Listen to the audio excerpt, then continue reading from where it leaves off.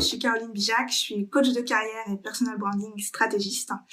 Et j'ai fondé en 2015 My First Agency, qui est une agence d'accompagnement humain, qui a la particularité d'être en mode 360. Ça veut dire qu'on accompagne sur 3 axes différents, aussi bien au niveau de l'identité, de l'image et de la communication.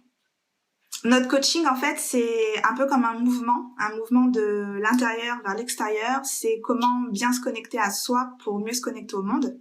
Et j'ai plaisir de travailler avec 2 associés qui sont aussi mes amis, Eve Terrier et Ambre Renaudin, qui sont toutes les 2 coachs et qui ont leur propre spécificité.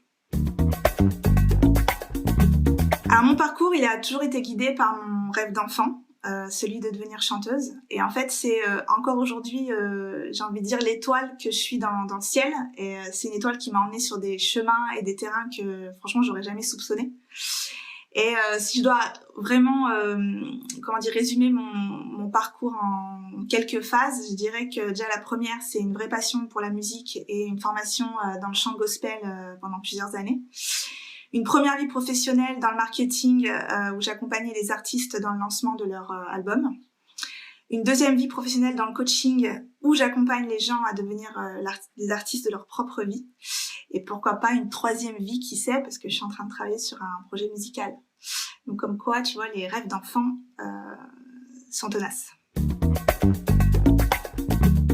Alors pour moi, être coach, c'est justement se reconnecter avec son enfant intérieur. Parce que en fait c'est lui qui a une bonne partie des réponses, c'est lui qui hurle, c'est lui qui pleure, c'est lui qui s'extasie au cours de notre vie, donc c'est important d'en prendre soin. Et si je devais imager le métier de coach, je dirais que un coach c'est comme un spéléologue en fait, il va au plus profond de ce qu'on est. Parfois il y a quelques couches avant, donc il faut arriver à fêler, à briser un petit peu cette armure là pour arriver à vraiment se connecter à soi et se délester de toutes ces choses un peu lourdes et qui nous empêchent d'avancer. Je dirais que le coaching, en fait, c'est avancer vers plus de liberté, avancer vers sa propre liberté, en fait. Ma mission en tant que coach, c'est d'accompagner les personnes sensibles qui ne se sentent pas assez, qui se sentent étouffées dans ce monde-là, à libérer leur pouvoir personnel, de telle manière à ce qu'elles puissent créer leur propre vie, leur propre voie. Ce que j'aime le plus dans mon métier de coach, en fait, c'est de rencontrer les gens. Ça, c'est vraiment une vraie passion chez moi, c'est de rencontrer les gens, d'écouter leur histoire de vie, de comprendre comment ils fonctionnent. Et ce qui me bouleverse par-dessus tout, c'est de voir à quel point les gens sont brillants sans le savoir, en fait. Et ce qui est super aussi quand on accompagne quelqu'un, c'est de voir son énergie changer, la confiance revenir et le passage à l'action. Ça, c'est vraiment un truc que j'adore, quoi.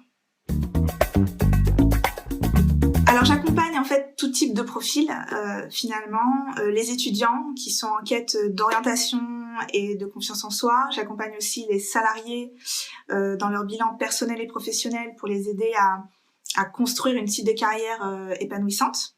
J'accompagne les personnes en transition professionnelle qui sont parfois en crise, qui ont besoin d'être accompagnées sur leur deuil de leur ancienne carrière et qui ont besoin de rebondir de manière équilibrée, alignée et durable. Et j'accompagne aussi nos types de populations qui viennent à moi, c'est les entrepreneurs, les indépendants, les artistes. Et là, c'est plus sur faire émerger et les aider à mettre en lumière leur marque personnelle. Donc, ce qui les rend différents et uniques et comment j'arrive à l'exprimer au monde et à mon audience, quoi. Alors, comment se déroule un coaching avec moi ? Ça démarre toujours par un entretien gratuit d'1 heure. Un entretien qui permet de faire connaissance, de donner un avant-goût de ce qu'est le coaching, de présenter aussi la façon dont je travaille et puis surtout de voir s'il y a un bon feeling réciproque, quoi. Parce que finalement, je pense que ce qu'on ne dit pas assez, c'est que la relation dans le coaching, c'est 50% du processus, quoi. C'est ce qui fait que ça va vraiment fonctionner, quoi. En moyenne, je propose en général une dizaine de séances.